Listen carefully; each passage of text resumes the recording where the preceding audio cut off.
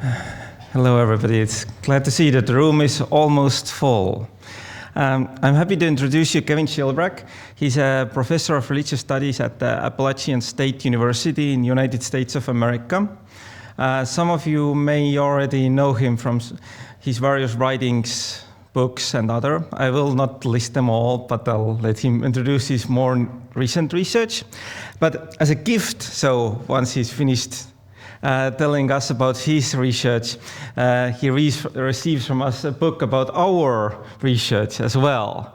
But so let's say hello to Kevin Schilbrack. Yes.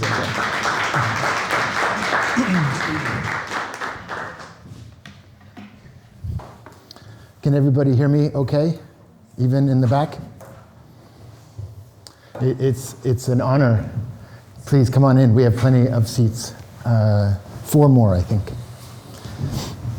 But it's an honor to be here. And so the first thing I want to do is to thank the Estonian Society for the study of religion, for this invitation to give these 3 Paulson lectures on the study of religion today and tomorrow at the same time and Thursday at the same time. And also to thank Dr. Pidu for being a gracious host and taking me to Werner's, which was inspirational to my writing for today. Also, I think 4 o'clock is late in the afternoon, and so you might be getting sleepy. I would be getting sleepy.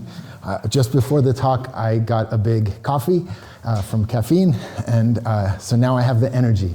I hope to keep your attention and to be interesting and maybe funny. So the first thing I want to do is to introduce myself so that you know what to expect in these 3 lectures. I want to say 2 things about myself. In the first place, I identify as a philosopher who studies religions. And traditionally, the central task of the discipline of philosophy of religion has been the evaluation of religious belief. Philosophers of religion have focused on the belief, for example, that God exists, or that after you die, your soul will leave your body and will continue to have some form of subjectivity, or maybe that miracles happen. There's 3 examples of religious beliefs. And then the philosophers arrive and they say, can you give good reasons for those beliefs or against those beliefs? I, as a philosopher who studies religion, I continue to hold that the evaluative questions that philosophers usually ask are a legitimate part of the academic study of religion. It belongs in the university. But nevertheless, however, for philosophers of religion to do full justice to everything that happens within a religion, I think this is the thesis of the book that Dr. Pidu referred to, that they should expand their object of study outside of what the religious people believe, outside the cognitive, outside the study of religion from the neck up. And they should include all of the other physically embodied and socially embedded practices that people do in their religion. I think it would help if philosophers, like the other scholars in the study of religion, in folkloristics and anthropology and history and sociology and et cetera, if the philosophers treated the phrase a religion as referring not just to a set of beliefs, but instead to this embodied social form of life operating in history. They usually don't. They usually take a belief that they find interesting. God exists, miracles happen, the soul survives death, and they pull it out of its historical and social context, and they just look at the belief and say, what reasons could I give for this belief or against this belief?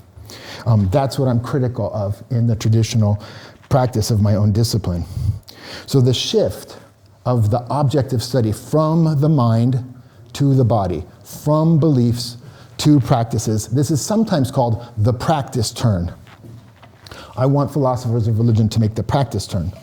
However, to make this turn in the discipline is not simply to substitute practices out, substitute beliefs out, and to put practices in as one's object of study. kind of like you have a microscope and you take one slide out and you put a different slide under the microscope's lens. I think that making the practice turn will require philosophers to develop new conceptual tools and to revise the questions that they ask. And so developing new philosophical tools and revising the questions for the study of religious practices is my goal in the Paulson Lectures. I said there was two things I wanted to say about myself, to introduce myself. One of them is what I just said, that I'm a philosopher of religion who criticizes the traditional practice of my own field. The second piece of information about me is that I identify as a methodological naturalist. This means that when I want to explain something that happens in the world, I don't consider proposals about supernatural entities. I don't know whether everybody in the university should hold methodological naturalism and not consider supernatural entities. That's a controversial question. If you're interested in that, or if you're interested in the literature about that debate, definitely contact me and ask me. There's the literature on both sides. However, I don't know if everyone should do this, but in practice, methodological naturalism is accepted by almost everybody in the university today. So historians are practicing methodological naturalism if they would not consider the claim that a battle in a war, it was won. Why? Because God heard the prayers only of one side of the two armies. If historians say that's not a good explanation for the war, that's not what I'm going to write about in my book, that's not what I'm going to teach my class, then they are practicing methodological naturalism. Judges in courtrooms are practicing methodological naturalism if they would not accept the argument.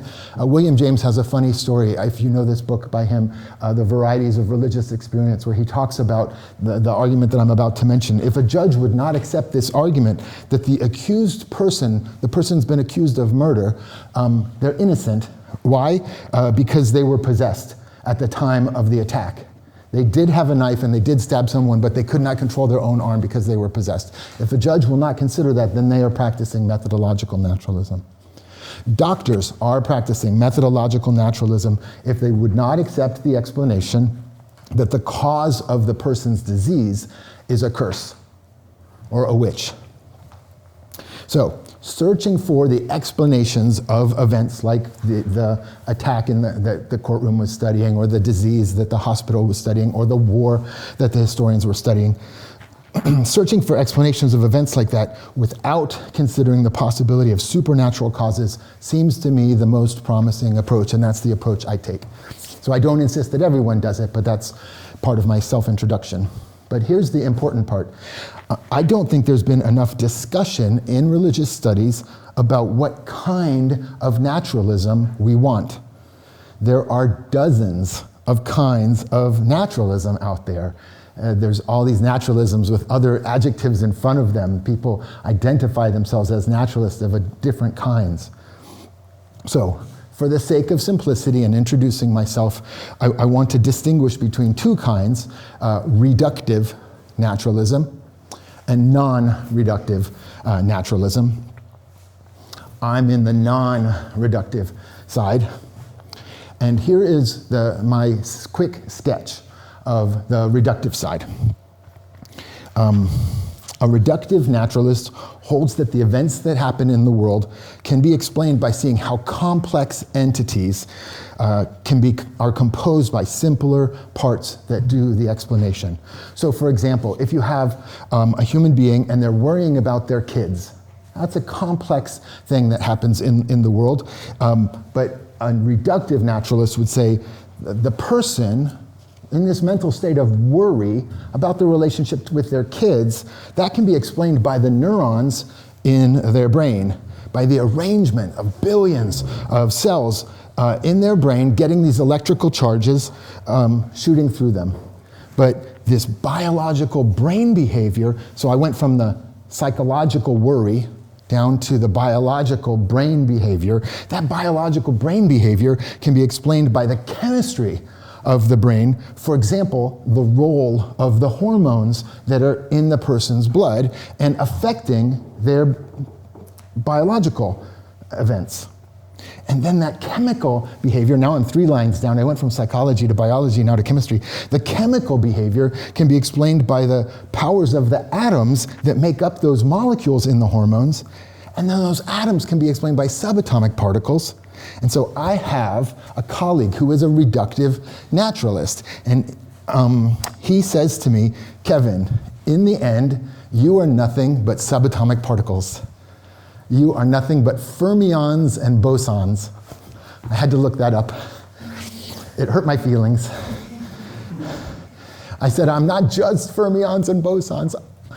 I'm a human being. Okay, so that's reductive naturalism. Break it down to the bottom level. But I'm a non-reductive naturalist. I agree that the atom is composed of those subatomic particles of the fermions and bosons. But I say they're in a particular structure, and the structure is what separates an atom of hydrogen from an atom of helium or any other kind of atom. And then if you were to go up a level from the physics to the chemical level and you were to talk about molecules, the molecules are composed, it's true, of atoms, but they're in a particular structure or arrangement or organization or form, and that's what explains why the molecule has the properties that it has. I'm going to try to tell a joke. It's not a funny joke, but it illustrates this point. So maybe it's a joke you've heard, but maybe it only works in English, I don't know. So have you heard the 2 chemists, and they go to the bar, and one of them says to the bartender, instead of I want some water, he says, I want some H2O. And the bartender gives him some H2O. And the second chemist says, I want some H2O too. And the bartender gives it to him, and he drinks it, and he dies. Right, so what's composing those molecules? It's the same thing, but in a different structure, and the structure matters. So what I want to argue against the reductive naturalists is, you're right, things are composed of these simpler elements, and they have an explanatory function as you go from physics to chemistry to biology to psychology to sociology to religious studies. As you go all the way back up the ladder, that's true, but don't leave out the form. The form is crucial to the kind of reality that it is at every single level. Okay. This is why I hold that the simplest material parts of the universe cannot explain everything that happens. And so we should not be reductive naturalists. Okay, so that was my 2-side introduction. I'm a philosopher of religion, and I'm also a non-reductive naturalist. And in those 2 roles, in these Paulson lectures, I want to sketch a new vocabulary for the study of religious practices. I don't know if I'm right. I've never said these words out loud before. I'm trying out new ideas with you. If I'm not right, though, I at least want to be interesting. I want you to leave after the lectures and think, I have to think more about that. That's really interesting, or maybe it's useful. Each of the 3 lectures is organized around one conceptual tool that I think can help how philosophers and other scholars study religious practices. And the first concept, which I'll talk about today, is affordances. The second I talk about tomorrow is skills, and the third one that I talk about on Thursday is niches, and they're on the poster. So number 1, the concept of affordances. So the word affordances was introduced by a psychologist named James Gibson in the 60s and 70s, and then he died in 1979. And I want to take 1 minute just to sketch his idea of affordances. But then to underline why I think it's so interesting and useful for us, I want to take a step back and examine his concept philosophically, and then I'm going to apply it to the study of religions. So, the verb afford is a synonym for offer or provide. And when Gibson introduced this term affordances, he was using it as a term for these value-laden opportunities or action possibilities that were provided or offered to an organism by the features of things in its environment.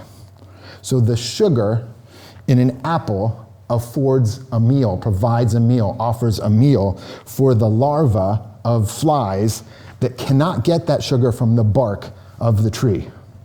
The sunlight provides, offers, affords energy for photosynthesis to green leafy plants. They can't get that in the shade. They need the sunlight.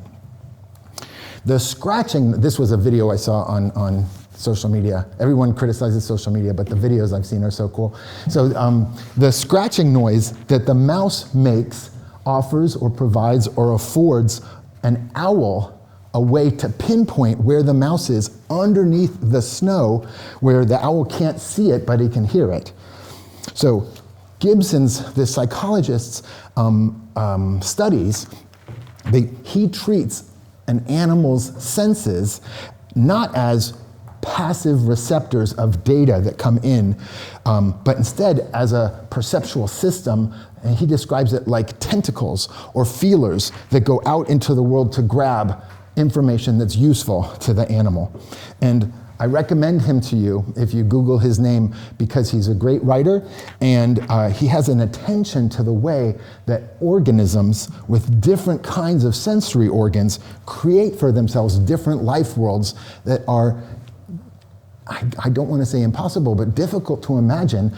I'll just give you one quick example. He talks about a jellyfish that has a bubble inside of its own body cavity, and it uses the gravity affords the jellyfish that has this sensory organ a way to tell whether it's right side up or not right side up, right? Because it has no eyes, and it's not touching anything, it's water everywhere. So how does it know if it's right side up? It has this bubble, and the bubble will pull it in a certain direction so it knows if it's upside down or not.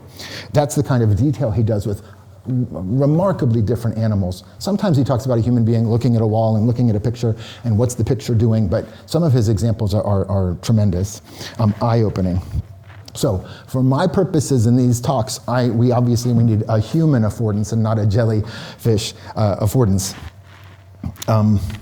So I want to give you that now.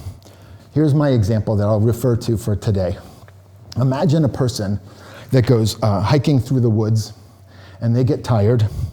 They look for a place where they can rest, and there's a log from a fallen tree that provides them a place to sit and rest. So this solid horizontal bench, the log, offers the hiker a possible action that they might deeply appreciate. Phenomenologists in philosophy will say the log shows up as a good place for the person to sit.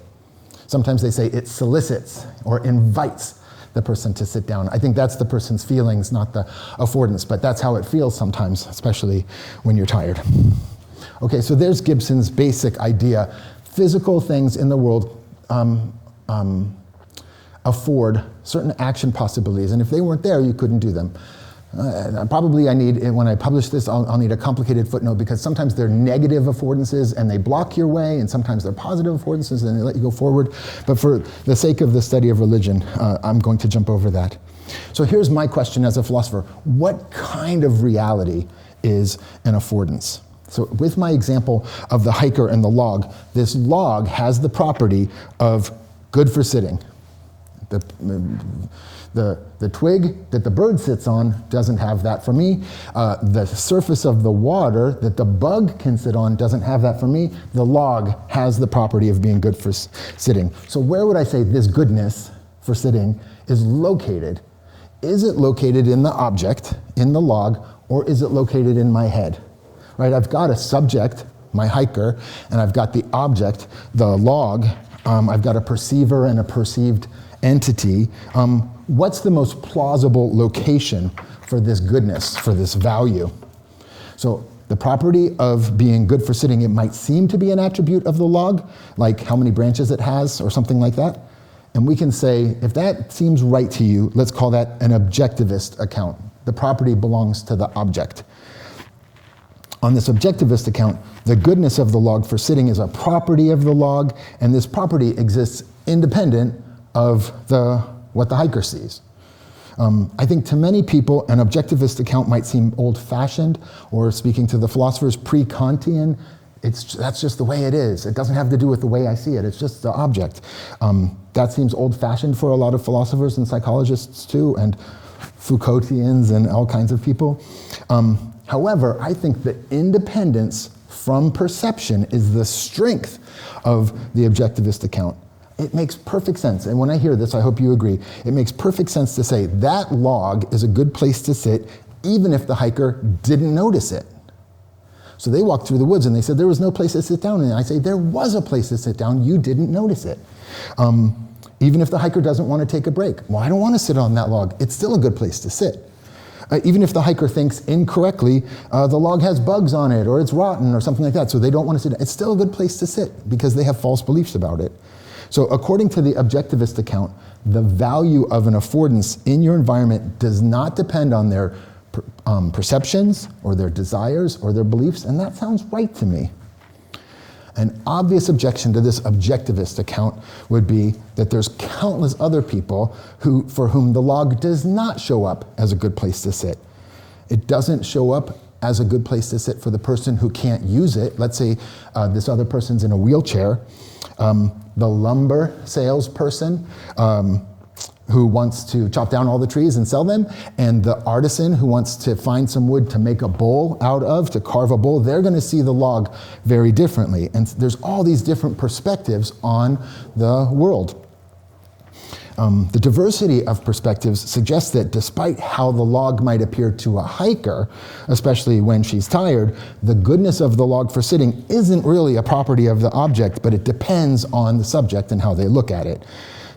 If that's right, then an affordance is not out there, quote unquote, in the world, in the log, in the object. It's somehow in here, in the subject. It's relative to the mind of the perceiver. We can call that the subjectivist view.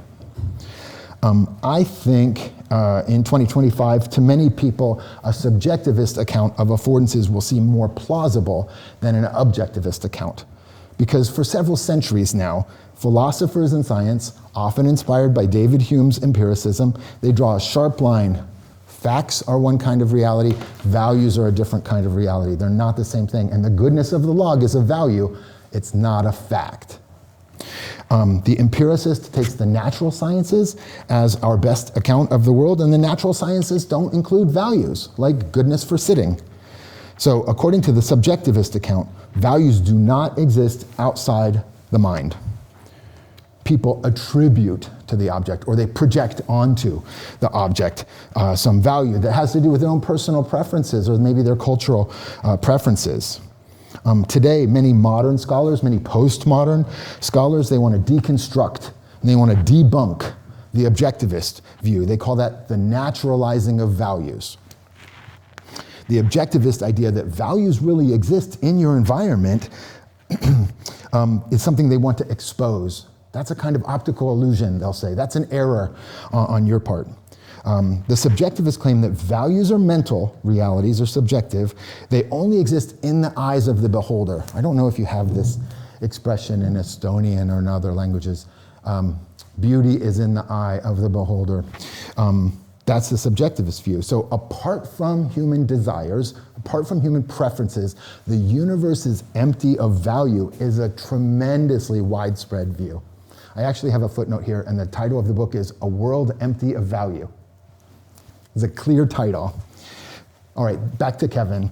I think that the answer to the ontological question, where is the goodness of the log, both the objectivist and the subjectivist accounts are off target.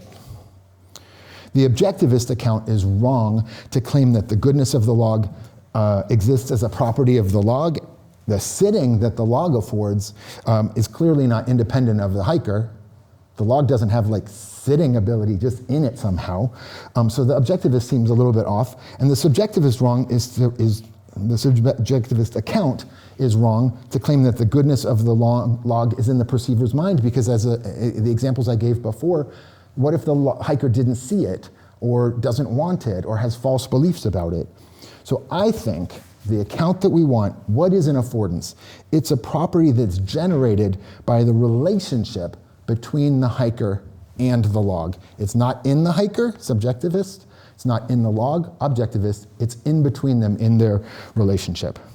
Being good for sitting is an emergent property of how an animal with a certain body structure and a log with certain wood structure interact.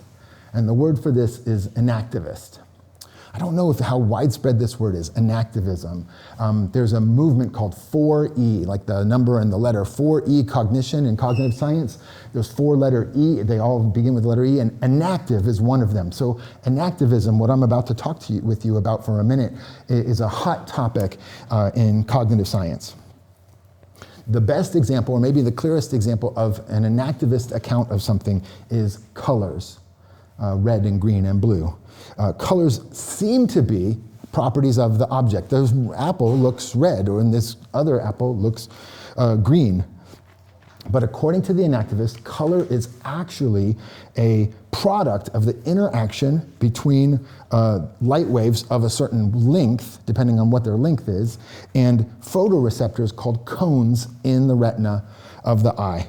When those two things interact, then you get, for example, the color red. The existence of the color depends on having both of those two things interacting. If there were animals who had those photoreceptor cone cells in the retina of their eye, but there was no light, there'd be no red. If there was light of the proper wavelength, but there were no animals, then there would be no red. In this sense, the color red is a relatively recent arrival in the universe. Things weren't red before there were animals with the right kinds of eyes. That's the way I want to understand affordances. It's an enactive kind of reality. It's a new, the goodness for sitting is a new emergent property that did not exist until an organism appeared in the world that could interact in a particular way with things in its environment. So the goodness for sitting of the log is kind of like the color red. They're both enactive. The dependence of the goodness, or the goodness of the log, the property of being good for sitting, it depends on the structure of the animal and the structure of the log. I might have to display this. On the leg of a human being, I think I can do it with my fingers, the knee is about halfway between the hip and the ankle. So the knee goes like this. Now I'm an art professor. The knee is in the middle, right? And that structure of the leg makes it possible for a person to sit on a log. On the leg of a deer, for example, the ankle is in the middle between the foot and the hip. So if we were to look at a deer, the hip is up here and so is the knee. It's right next to the hip. And then it goes back to the ankle and then down to a foot like this. So the deer's leg bends this way, not this way.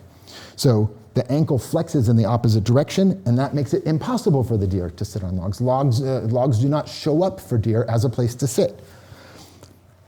On the environment side, the existence of the affordance depends also on the structure of the tree. If it's 60 centimeters in diameter, that's about the same distance from the ankle to the knee, and I think it would be comfortable for most people. It would be comfortable for most human beings who have ever lived on Earth, male or female, black or white, whether they had language or not. The log would appear to them as a good place to sit if it was that right size. If it was only 10 centimeters, it would not appear that way. If it was 3 meters, it would not appear that way. It has to be the right size relative to the structure of the body. So this is an enactivist account of affordances. It depends on the structure of the animal, it depends on the structure in the environment. They interact with each other, and then good things start to show up and start to appear. I think that this account is able to include the good parts of the objectivist account and the good parts of the subjectivist account. The subjectivist account is correct. Existence of affordances does depend on the hiker, because if no animals had ever evolved to have that body structure, logs would not have the property of being good for sitting. And the objectivist account is also right that the existence of the affordance doesn't depend on the hiker's state of mind. The good place for sitting, it's right there, even if the hiker doesn't notice it or want it. This also clarifies why the log would not show up as a good place for the person in the wheelchair to sit. In fact, depending on their body, it might not afford sitting. It might not exist. It's not just that they can't see it, but it's there. It's not there for them if they can't use it. It does not afford their sitting. But because it's a property of the relationship between the hiker's body and the log, the person in the wheelchair could see it. Do you know what I mean? They can recognize an affordance in the environment that's not for them. They can imaginatively think to themselves, oh, my friend the hiker could use that log. They might notice it more quickly than the hiker who might be tired or distracted. So that's what I mean when it's a thing in the environment. It's a property that's there, but it exists relative to the structure of a body. That's an enactive account. I want to define the word realism as the view that something exists independent of your inquiry into it. An enactivist account of affordances that I've been sketching for the last few minutes is a realist account of affordances. Goodness for sitting is really there in the log. Its existence is dependent on the structure of the hiker and depends on the structure of the log, but once you have those things interacting, the goodness shows up. The instrumental value shows up. It emerges from their relationship. I think the same thing is true. The goodness for drinking shows up as a property of water in the stream. Goodness for sight emerges as a property of the sunlight. Goodness for cooling emerges as a property of the shade. The enactivist account that I've been laying out for you guys leads to this dynamic picture in which the animals on Earth evolved to have the bodies that they had, the cognitive abilities they had, the affective or emotional structure that they have, the kinds that we see in complex animals like human beings with the nervous structure, the nervous system that we have. And as they evolved, more and more values popped into existence, emerged into the world in relationship to these complicated animals. These valuable properties are produced by the interaction of the animals in their environment, and so they didn't exist until the animals got there. I hesitate to say they're objectively there. In one sense they are, and in another sense they're dependent on the animals, just like the color red is. But the important thing for me is that this means that we do not live in a world of no value. I'm frustrated, if I can open a footnote right now, I'm frustrated by how many scientists and philosophers of the 20th century beat on this drum. The world has no intrinsic value. Any value just depends on your preferences. And if you want the log for sitting, then it's good for you. It's relative to you. But if you are the lumber salesman and you just want to cut all the trees down, that's its value. It has nothing of value in its own. This is not an analytic philosophical tape, although you find it in Bertrand Russell. Bertrand Russell starts to think about, in the 20th century, physics, and he comes to the conclusion, nothing matters. Nothing's valuable. Why should I get up in the morning? He doesn't believe in God either, and he's just like, how can I have a religion that's going to be the religion of an atheist, but it's also of somebody living in a universe where the universe just, you live for a little while and then you die and it doesn't matter. It's the most depressing philosophy, nihilistic philosophy, and that's a giant of analytic philosopher. You go to Sartre and you find the very same thing. There's nothing in the existentialism as a humanism. There's nothing in the world that matters. If you look at the thing and you just see for what it is, it will make you nauseous. That's the novel Nausea. The world has no value that we don't give it. And I think that is the kind of philosophy that depletes the world of its value, and it makes it easy to buy and sell lumber. It makes it very easy to cut down woods. So you can see in the background of my talk with you today, I have aspirations or goals that are, I was about to say metaphysical, maybe that's still a bad word, I don't know, but have to do with the value of things in our world. I think this, on an inactive account, we don't live in a world with no value, where goodness only exists in our heads, and then everything is relative to your preferences. Instead, human animals, like all living things, operate in a world that's absolutely permeated by value-laden opportunities. I think I'm good for time, right? Okay, so that was, I did my introduction. I talked about affordances, and now here's my third and last equally long section, religious affordances. So I want to shift this idea that I'm putting on the table affordances are valuable opportunities that pop into the world around you depending on your cognitive and affective and corporeal structure. I want to talk about how that's relevant for the study of culture and how it's relevant for the study of religion. So, James Gibson was the psychologist who introduced this word, and most of his examples were like the log example. They were what we might call physical affordances. He wanted to focus on the value-laden relationship between the capacities of the human body and the shape of the physical objects. And this idea of his, affordances, turned out to be a very productive idea for architects, for designers. There was a bestseller called The Psychology of, Everyday Things, The Psychology of Everyday Things. And it was a person inspired by Gibson to say, you know what? I don't do philosophy, I'm not a psychologist, but I do design handles. I do design stairs that I got to figure out what's an awkward height for a stair given the average human body, or could it be too short and then it would be frustrating to walk up that stair? The book was an enormous bestseller and inspired affordances as part of the vocabulary for design and for architecture. How wide should a doorway be? How high on the door should the handle be?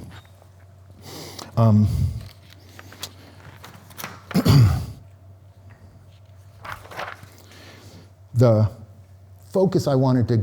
point I wanted to make with this point about architects and designers is this language of affordances has been found to be valuable by some people, and it's precisely for this reason. They're not just discovering physical affordances, the way I said you discover the log in the woods. They're purposefully creating affordances. They're talking, how do we make this afford more for more people? The guy who wrote the book, The Psychology of Everyday Things, just reissued a second edition of the book, and now he calls it The Design of Everyday Things. But it's still introducing this concept of affordances, but now he wants to talk about, it's 30 years later after the book came out, of like how do you make a touch screen on a phone that is easy and simple to use. His book is loaded with examples of, but if you make it this way, it won't afford, it's not providing ease of use for the person trying to use their computer. They're not going to be able to figure this out. They're going to be frustrated. They're going to make mistakes. And he didn't have touchscreen phones when he wrote the book 30 years ago, but now he does.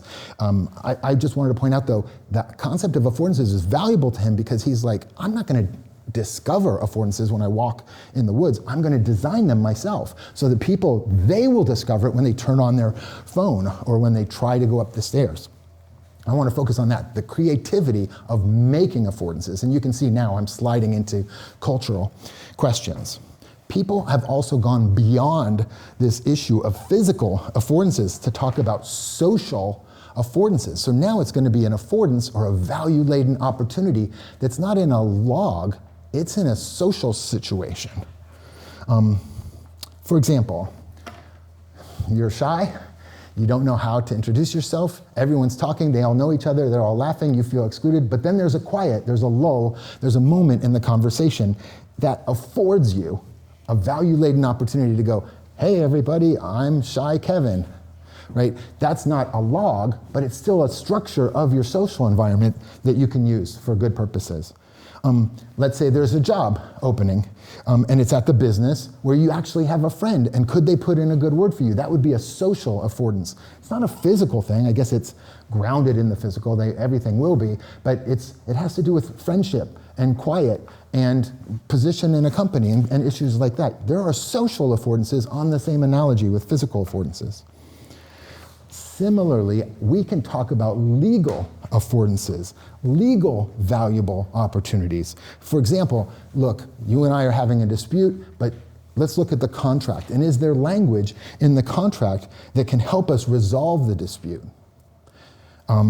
Is there a loophole in the contract that lets my company get out of paying taxes?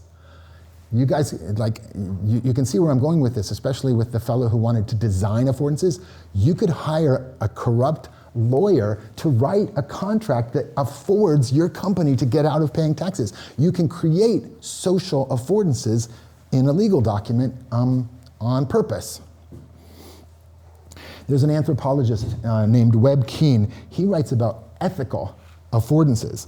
And these would be structures in your physical, social, cultural environment that enable and support a person's ethical decisions. Here's an example. In this community, do they have stories that they tell their kids that illustrate and champion self-sacrificial behavior? Do they have stories? If they do, that would support, enable, provide, offer justification for self-sacrificing, pro-social behavior. Do they have rituals that inculcate moral dispositions? You can see these examples: social, legal, ethical affordances. There probably are physical, I guess. There's a book with the story and there's a ritual that you have to do, but they're not only physical. They're, so to speak, going upwards from where I started, of physics and chemistry and biology and psychology. They're going up as the person writes a story or gets a job. Nevertheless, I think they are all enactive realities generated by the interaction between the capacities of the individual and their environment. And this means that the realist interpretation that I want, it still fits. Their socially constructed affordances do not exist in the person's mind, they exist in your environment. You can overlook them. You can not want them to be there, but they are there. You can be frustrated by the fact that they're there. Even if you overlook this opportunity in your social network, even if you don't believe it is there it is. So these cultural affordances generated by the interaction between people and the social and legal and ethical structures that they live in, I think they are just as real, I'm tempted to say objectivist, as the value of the log for sitting. So now I want to give some examples of religious affordances. A religious affordance, you can put this together in your own mind, I think. It's going to be a value-laden opportunity created by the interaction between a person and their environment in the context of some embodied religious practice. So a religious affordance, like all the other cultural affordances and legal affordances and social affordances, it's going to depend on the individual's physical, cognitive, and affective abilities. But just like the goodness of the log for sitting, it's not subjective or mental. It's out there in the world as a property of this possibility for action, whether or not you notice it, whether or not you want it to be there, whether or not you believe in it. So even though a religious affordance is invisible, it's a value-laden reality in the world. I have 3 examples, 3 weird, different examples. I shouldn't say weird. I'm not critical. Here's my first example. The followers of the ancient Chinese teacher Kongzi, who gets called Confucius in English, his group gets called the Confucians. That's not what they called themselves. They called themselves Ruists. So they were scholars who were following someone who considered himself a scholar and a follower of ancient sage kings. He didn't think he was a prophet or had any special access to God, so he probably would not like his movement being called Confucianism. Nevertheless, this group taught, here is what I'm calling a religious affordance: the death of your parents. It's a value-laden opportunity. In fact, it's probably the most important, most value-laden opportunity that you will ever have to cultivate in yourself and to demonstrate to others this virtue of filial piety, of respect and obedience to your parents. Cultivating and demonstrating to other people this respect and obedience requires not just that you provide an appropriate funeral that includes the proper sacrifices. I'm speaking straight from Confucius's Analects right now, but also that you undergo a mourning period of grieving. That means you're going to wear somber clothes. Those yellow flowers, no. Everyone should be wearing dark black and gray. Well, it depends on your parents, I guess, you know. You should restrict your eating. I'm still being Confucius right now. And you should have a chastened, a somber, sad-looking comportment to your shoulders and to your face for 3 years because this is Confucius and the Analects, this is the same period of time they carried you when you were a baby. So if you are going to show respect for what they did for you, you should do this for them for the same period of time. The Ruists, the Confucians, they saw this multi-year training in how you carry yourself physically and emotionally as part of the process of becoming a certain kind of person. They called this person a junzi, which could be translated to English as a superior person or a noble person. To me, when I see this term, the interesting thing about it is that before Kongzi, before Confucius, the term junzi already existed. And it was a term for somebody who was born into an aristocratic family. So the founder of this movement, this teacher, his revolutionary idea was that a noble person or a superior person isn't a biological status. It's not something that you're born with. It has nothing to do with your blood. It's instead a spiritual status that some people can achieve in life depending on the virtue that they develop through practices that they deliberately choose, such as how they mourn their parents when their parents die. So a superior person will do these actions and make themselves emotionally and physically and cognitively into a superior person. It was crucial, therefore, that you recognize the death of your parents not only as a source of grief, and not the kind of thing that you would say, well, I did grieve for many months. It's 3 years you're signing up for. It's an opportunity for you to put your heart mind, they often say in Chinese, in harmony with the proper order of things, with the Tao of things. The Taoists used the word Tao, but so did the Confucians. This is to say, you should recognize the death of your parents as a religious affordance. It's right there. You may not want this to be true, you may not believe it for yourself, but we can see it. I think that's what the Ruists would say. That's example number one. Death of your parents as an affordance, as a religious affordance. Second example, so the followers of the Prophet Muhammad, the Muslims, they taught that the existence of widows and orphans is not just a painful social fact, especially during wartime or when you have refugees. It's also a situation that calls people to respond with kindness and justice. So I'm sure Muhammad would also say, this is not, like Confucius says, I'm not saying something new here. Just like other prophets of God who've emphasized that if you're going to live the way that God wants human beings to live, it's going to require you to care for the most vulnerable people around you. So he taught that providing for widows and orphans was equal to the prayer, equal to acts of worship. This is in the hadith, the sayings of Muhammad, not in the Quran. The person who responds with charity to the needy, to the needs of the most vulnerable in their society, they are submitting their own interests to the will of God. So caring for widows and orphans is an act, as the prophet often said, that softens your heart. So the Arabic word, mutaki, names the pious person who is mindful of God in this way. And the character of the mutaki can be seen in qualities when you see the person walking around and how they behave with others, qualities of patience, honesty, and humility, and they produce the acts of charity for caring for those widows and orphans. And so in this way, Muslims are pointing to the very existence of those vulnerable people as a religious affordance. My first example is the death of your parents. The second one is widows and orphans. And here's my third example. The followers of the renunciant Gautama Siddhartha, the Buddhists, they taught that the practice of begging for food was a tool, and maybe the perfect tool, maybe the preeminent tool for humbling a person, I'm tempted to say, I don't think it's wrong to say, humiliating a person, or a person putting themselves in a position to be humiliated, to be humbled, and for cultivating the number one virtue of selflessness or non-attachment. they developed detailed rules for the members of the community, the Vinaya Code it's called, which includes limiting the number of possessions you own to 5.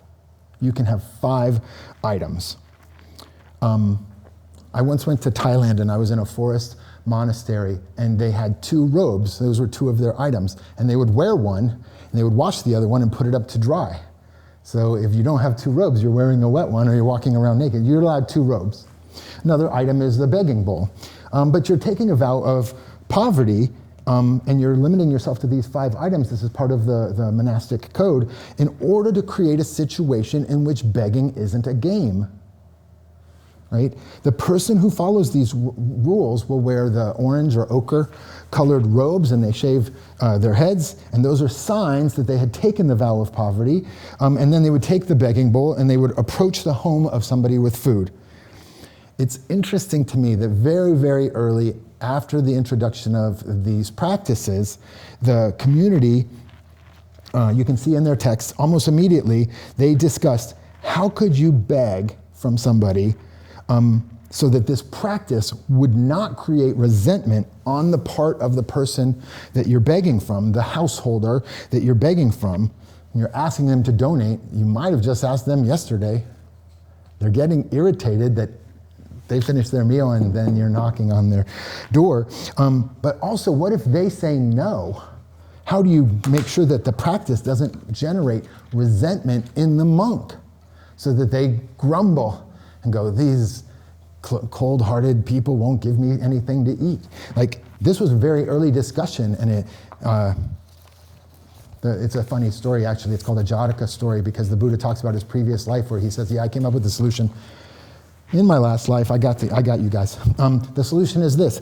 When the monk with the begging bowl approaches the householder, they shouldn't actually ask for food. They should do it silently so the person doesn't feel put upon. So they don't have a whiny tone of voice. So the person's not like, you just said that to me yesterday. They just stand there with their bowl of food. They're not pressuring. And then if the householder gives them food, or if the householder does not give them food, it doesn't matter. The monk should accept what happens silently. So these are part of the rules. They shouldn't verbally thank the donor, and they shouldn't verbally complain. So this is the process of humbling, the process of selflessness, the process of non-attachment. That's part of the goal of becoming an arhat or arahant. This etymologically, this term is similar to junsa. It's similar to mutaki. It means a worthy one or a one who deserves respect. There's a process of you getting yourself to this stage. Here are some rules or some guidelines for how you can get there. Begging, then, is my third and my last example of a religious affordance. I'm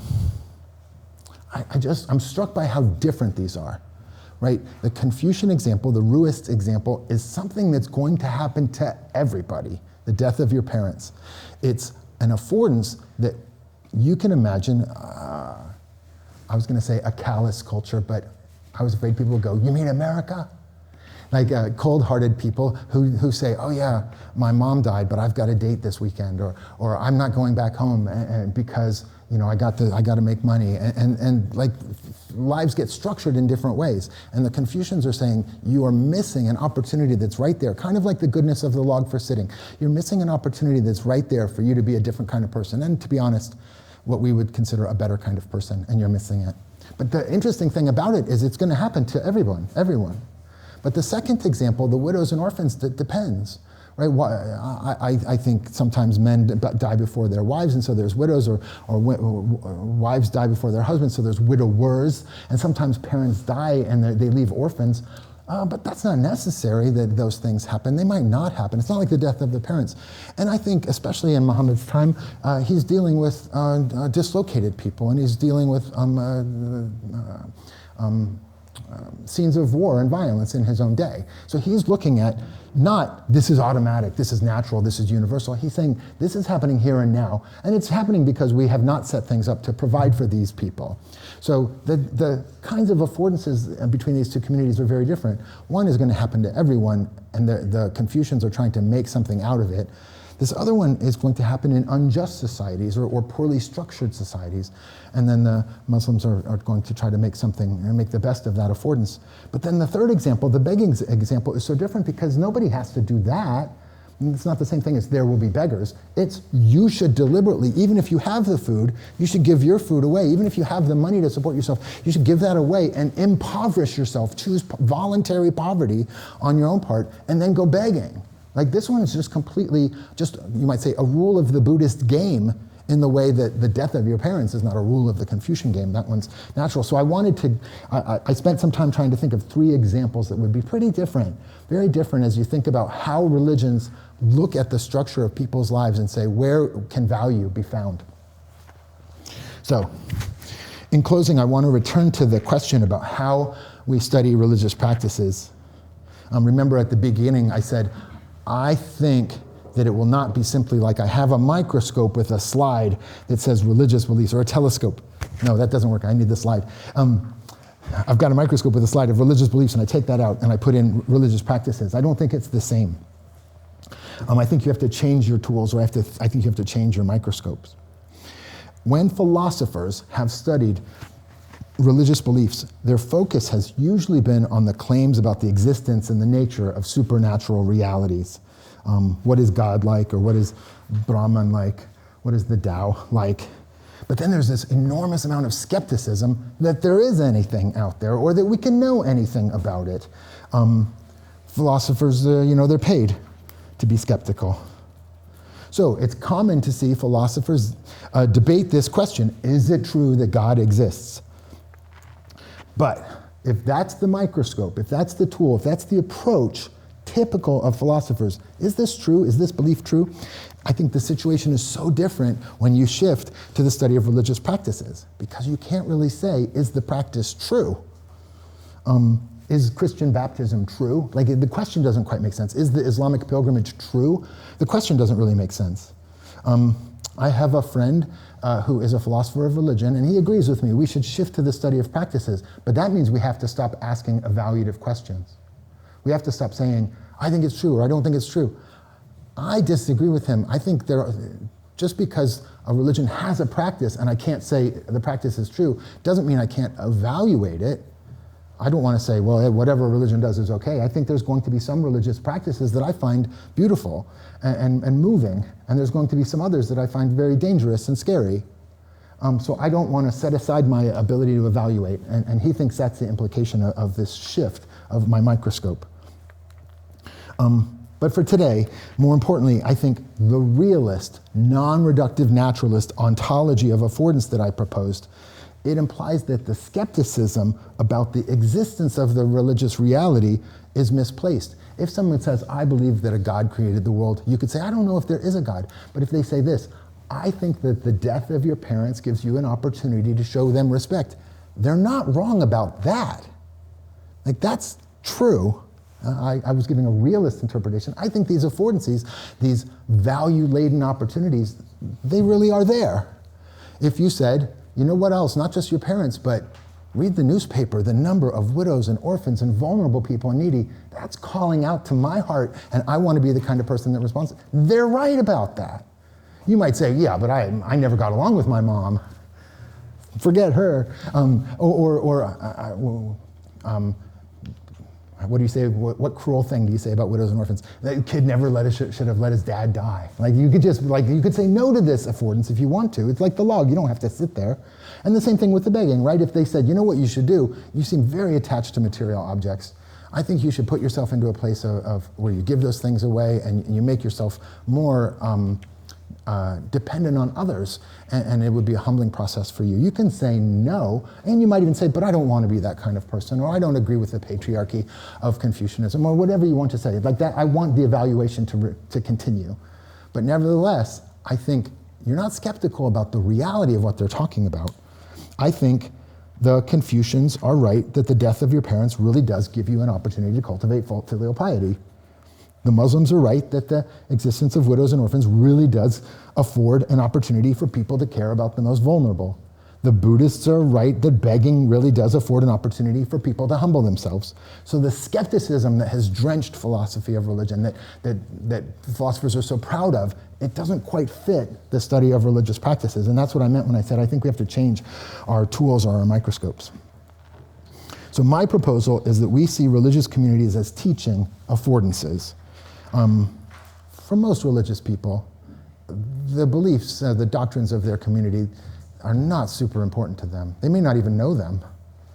If you said to a Catholic, can you please explain transubstantiation to me or something like that, they're not going to be able to do it. But if you say, is taking the Eucharist important to you, they can answer that question, right? The practice is where their daily life, religious life is.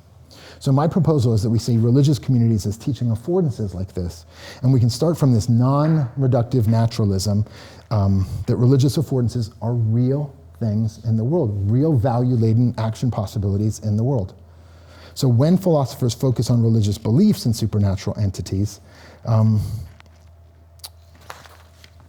it might seem that people in different religions operate in different worlds. The language of different worlds, which was actually the title of an introduction to religious studies, Different Worlds. It bothers me. It makes me feel like, well, they live on Mars, the Muslims live on Mars, and the Buddhists live on Saturn, but I live here on Earth. Like, it sounds like we're just so far apart. However, when you focus the way I have been on affordances that structure people's religious practices, you begin from the view that all human activities operate within one single shared world. I have 2 more lectures to give tomorrow and the next day. Tomorrow is a little less optimistic than the claim, we all live in one shared world. We can all understand each other. I think it's tricky to understand each other, and so tomorrow I'm a little less optimistic. And then Thursday I'm even less optimistic, and I'm trying to avoid that, but I'm failing. Nevertheless, I think that this concept of affordances relocates the study of religion back in people's bodies and their relationships with the physical world and with values that are really there that some people have seen and other people haven't seen, and they can debate those things. So I'm hoping that the concept of affordances helps us make the practice turn in religious studies. And I look forward to hearing whether you think this idea of affordances could be useful for the study of religious practices in your area, which I know are not identical to mine. So I thank you guys for your attention.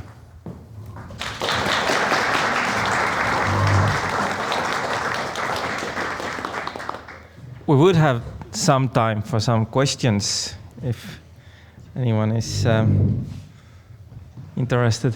Oh, Roomet. I said that philosophers are skeptical, and I saw you say, yeah, we're skeptical. Thank you for the great lecture. I want to ask something about your methodological naturalism. Okay. So you reject supernatural explanations, right?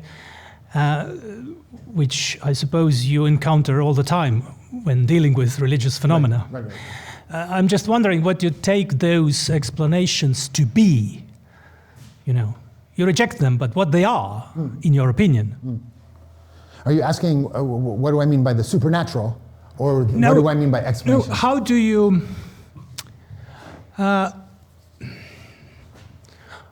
what's the status of supernatural explanations in your scheme of things? Let's put it that way.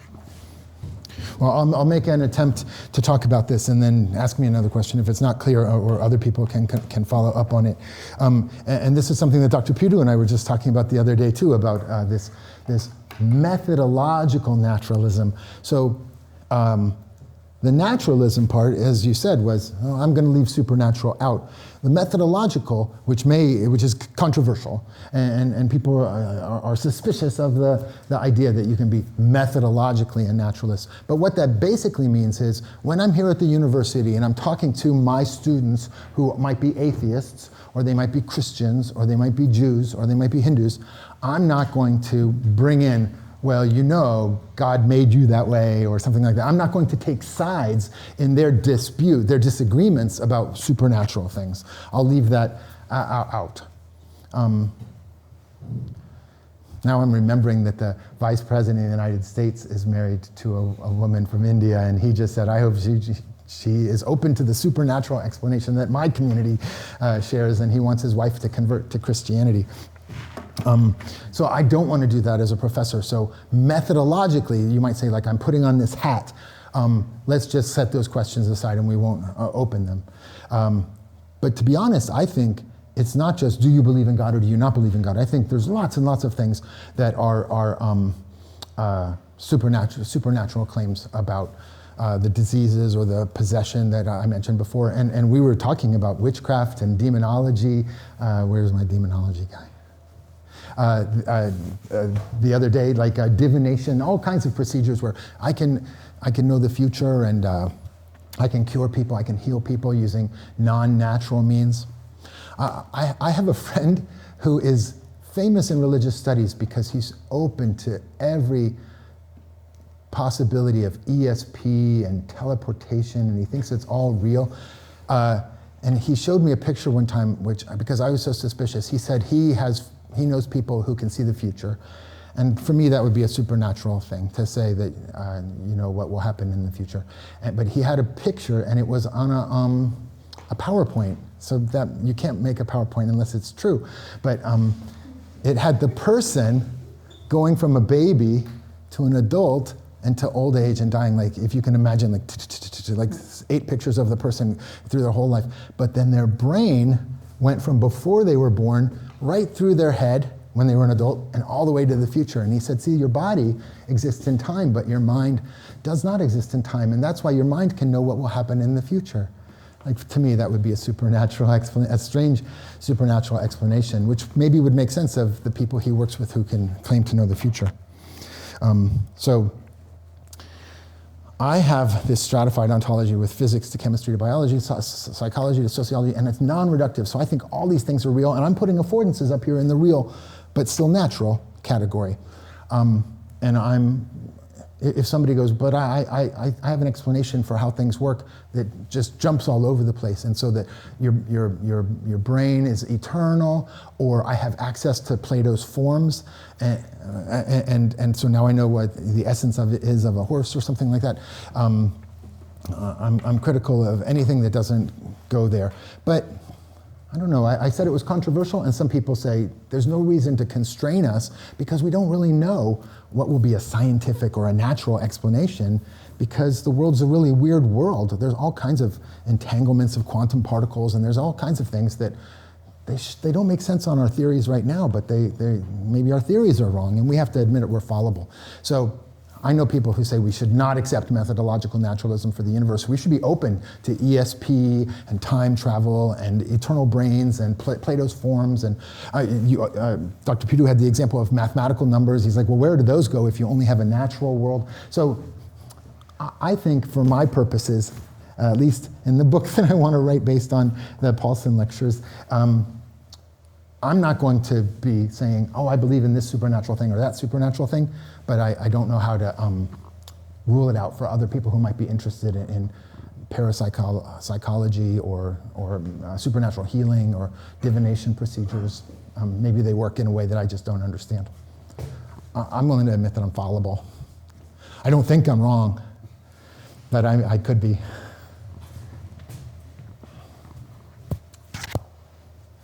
Do we have any more questions? No. Oh. Well, thank you. This was a great discussion. Well, we do a lot of things with words, speaking, giving lectures. Language gives us this affordance to build up, to evoke all kind of imaginations. Yeah.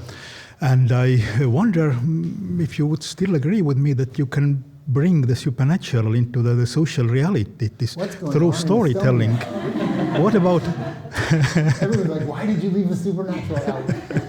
It's right here in Tartu. It is right here in the world of words, in the world of fiction, in the world of films. Yeah. It is a storytelling, less a kind of embodied act of communication than the great examples that you brought, the social examples. It is that what religion can afford. It is to do. It is. But the verbal genres, storytelling, in connection with the social realities or the physical realities, isn't there a place for the supernatural as a cultural category? Yes, not as absolutely. a natural, but a cultural category. No, absolutely. That's a great way to put it. Right? If somebody says this, I don't believe that there are any real unicorns or dragons or vampires or something like that, but there are stories about unicorns and dragons and vampires. And so what you mean, I think, is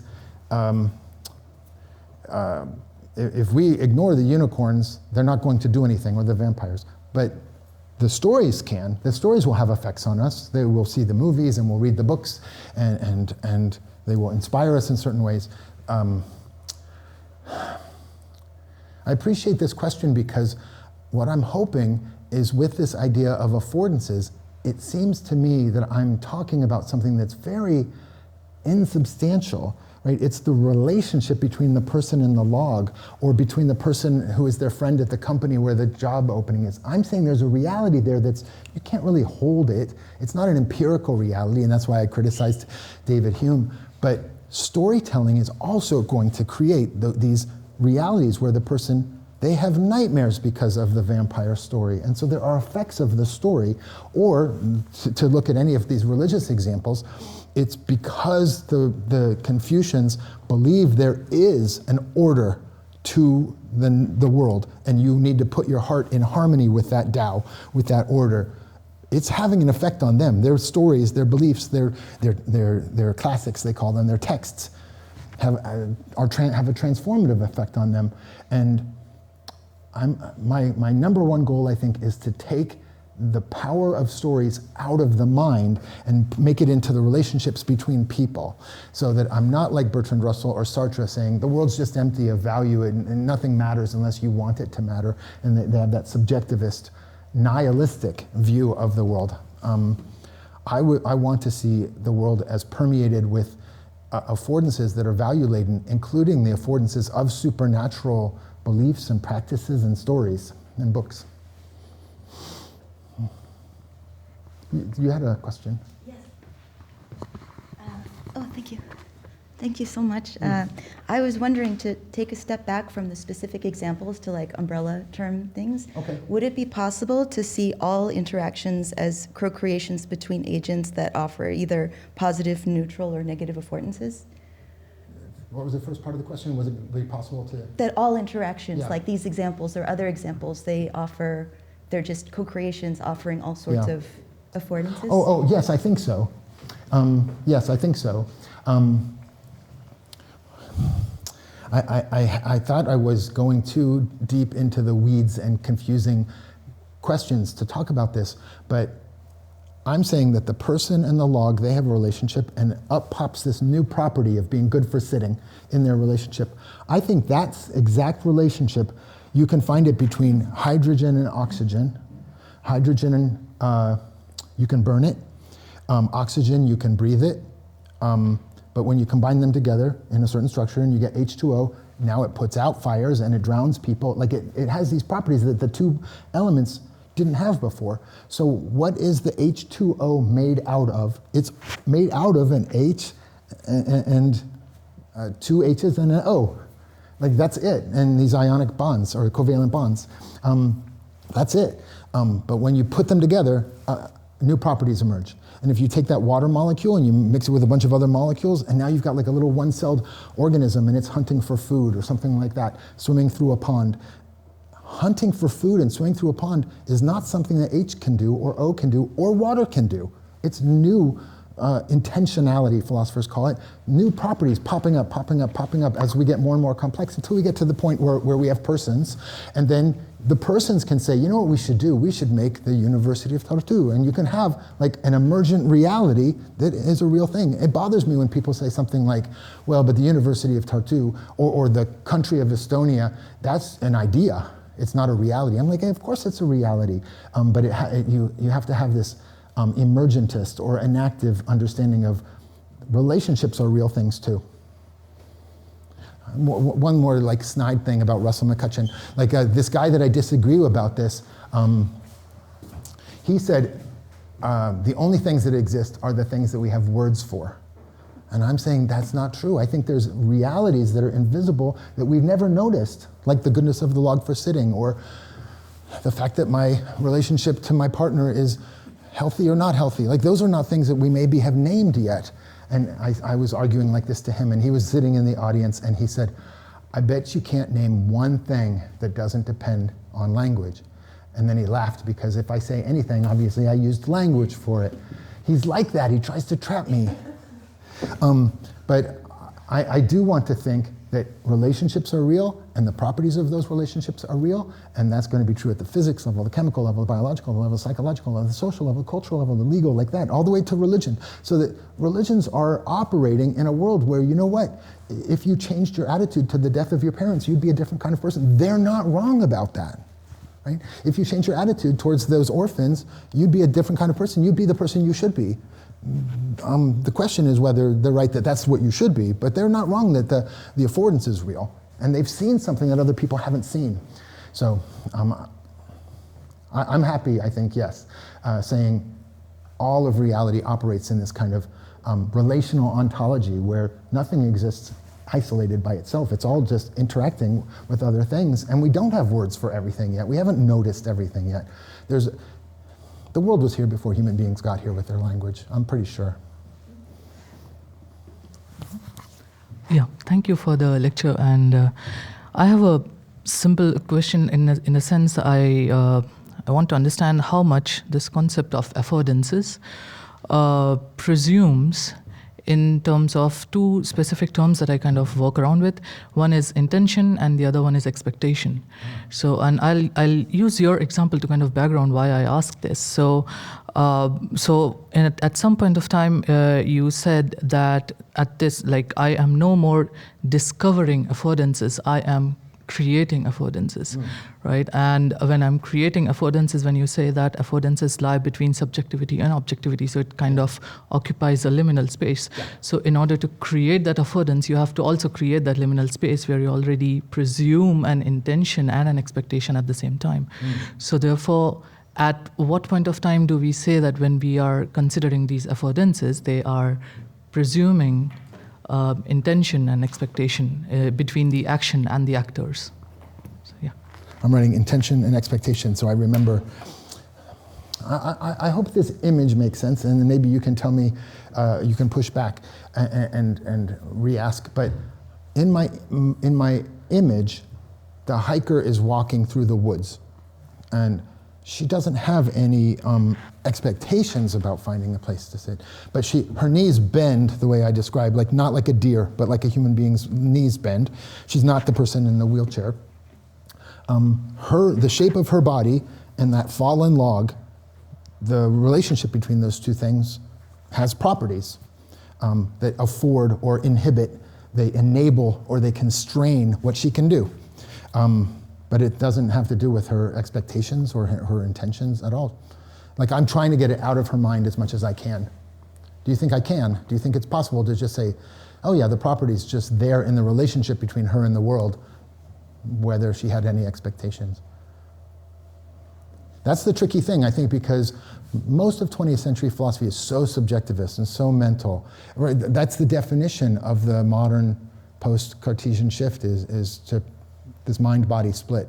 And then you have to put the property somewhere. And I don't want to, exactly like you said, I'm trying to say it's a both and or neither nor or something like that. It's in between the two of them. But that in between exists whether they notice it or not, or whether they intend it or not, or expect it or not, or want it or not, or believe it or not.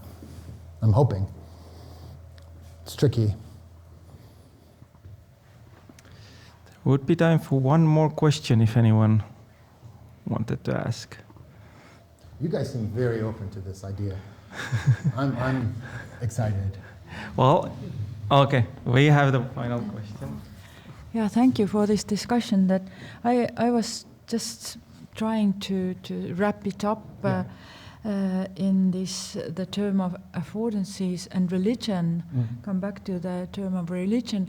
But what in your mind these different systems of affordances, like the education, like the political systems, and religion? What does this? What distincts the affordances of religion for that of, for example, education? Yeah, that's a great question. I mean, I need another lecture now to say what's distinct about religion, or is religion a distinct category of human culture? The fast answer, and I don't like it, but it's true too. It depends on how you define religion, and some people will define religion so there's no difference really between religion and politics or religion and education. Religious groups are educating and they're political groups, and so everything gets very blurry, and there's nothing distinct about religion. I mean, Durkheim, the sociologist, he says, if you have a sacred and a profane in your community, then we're going to call that a religion, even if there's no God, even if there's nothing supernatural. It doesn't have to have that. Paul Tillich, the theologian, he's similar. If you have an ultimate concern, and it doesn't matter if it's your education, it doesn't matter if it's politics, that's your religion. So some people have definitions that make the lines blurry between those categories. And then other people have very, very sharp lines, and they say, the father of anthropology, Edward Tyler, he says, if it has spiritual beings, it's a religion. If it doesn't have spiritual beings, it's not a religion. And so he has sharp lines. I like Wittgenstein on this, and so I have a family resemblance definition of religion that has fuzzy boundaries. I think there are some things that are paradigmatic, prototypical examples of religion. Let's just say, for the sake of today's conversation, they have supernatural elements. If they have supernatural elements, then they're going to be close to the heart of religion, and if they don't, then they would probably be in a different category. But there could certainly be religious education or religious politics. I don't think that those things exclude each other. I have a paper called The Concept of Religion that's online, and I look at a bunch of different definitions of religion and how people have tried to sort that out, and I'm trying to go in between. I don't have hard and sharp lines where I go, this is a religion, that's not a religion, and I don't make it all fuzzy, where making money could be a person's religion or something like that. Falling in love could be their religion, and I don't have that vague concept, but I do have a family resemblance where I think a religion ought to have these elements. That's how we've usually used the word, and so there's some things that you say, that's a slam dunk, that's definitely a religion, and other things you say, well, it's not exactly a religion, but it's pretty close, and then there's some things that you're like, well, it's got some things in common, but I wouldn't count it as a religion. Being like revering your political leader or something like that, I would say, unless you think they're supernatural, I wouldn't call it a religion. But it's up to how you define it, I'm afraid. Well, I think we're going to conclude today and then continue tomorrow at the same time. Let's thank Kevin again.